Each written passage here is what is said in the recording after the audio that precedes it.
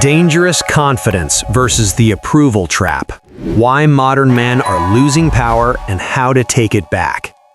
Let's be honest, in a way most content won't dare to be. Most men aren't failing because they're weak, ugly, or unlucky. They're failing because they were trained to seek approval instead of building authority.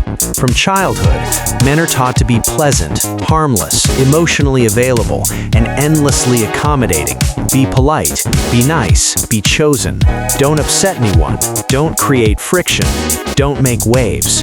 And then they grow up confused, wondering why they're ignored, underestimated, emotionally sidelined, and quietly replaced by men who seem colder, calmer, slower, and somehow in control. Here's the brutal truth. Approval-seeking drains power. Presence creates it. Before you continue, watch until the end because the final section contains the single most important shift that separates forgettable men from unforgettable ones. And when it hits, comment whether you agree or disagree. I want to hear it. The real problem. Men were taught to be safe, not solid. The modern crisis isn't masculinity, it's reactivity. Men today are hyper-aware of how they're perceived. Did she like that text? Did I say the wrong thing? Did I come off too cold, too nice, too much? This constant self-monitoring creates nervous energy, and nervous energy kills authority. The philosopher Friedrich Nietzsche warned about this more than a century ago. He who cannot command himself should obey, and many can command themselves, but much is still lacking before they can obey themselves. Most men don't lack confidence, they lack self-command. They outsource their emotional center to women's moods, social validation, attention, likes, approval, reassurance. And once your center is external, you are controllable. That's the problem. Why nice became a liability. Let's clear something up. Kindness is strength only when it's optional. When politeness is driven by fear of disapproval, it's not virtue, it's submission. This is why the nice guy is predictable. He explains too much, he reacts too fast, he fills silences, he negotiates his worth, and predictability kills gravity. Machiavelli understood this long before dating apps, group chats, or social media. Men in general judge more by the eye than by the hand, for everyone can see, but few can feel. Translation: your intentions don't matter if your presence doesn't project authority. Power is not loud, it's unshakable. Here's where most men get it wrong. Dangerous confidence is not aggression, it's not dominance games, it's not being rude, cruel, or arrogant. It's emotional independence. A man with dangerous confidence doesn't rush to explain himself, doesn't chase reactions, doesn't flinch when tested, doesn't collapse when attention is withdrawn. Why? Because his identity isn't up for negotiation. The Stoic philosopher Epictetus put it cleanly. If you want to be invincible, make sure that no external thing has power over your emotional state. That's not dating advice, that's sovereignty. Why this problem is getting worse, not better.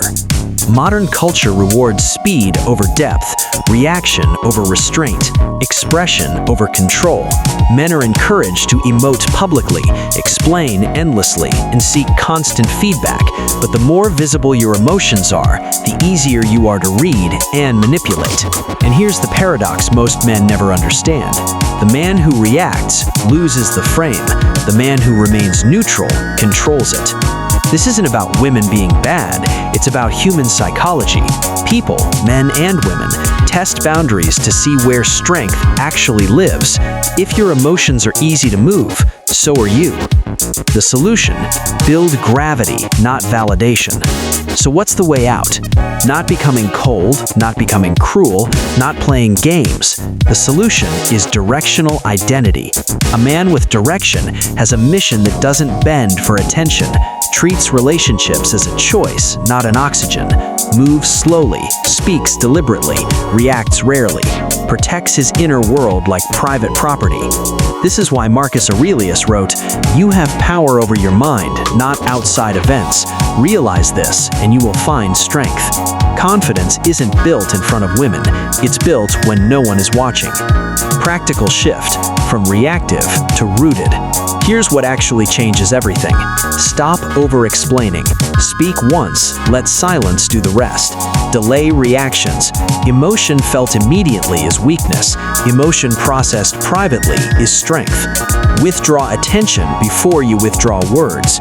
Attention is the real currency. Use it intentionally. Choose your life before you choose your partner. Purpose creates gravity. Gravity creates attraction. This isn't manipulation, it's self-respect with a backbone. Final truth, listen to this twice. A woman doesn't crave a man who worships her. She craves a man she can't move emotionally. Not because she wants control, but because she wants to feel the limits of hers. And only a man with an unshakable core can provide that. Machiavelli said it plainly. Few experience what you really are.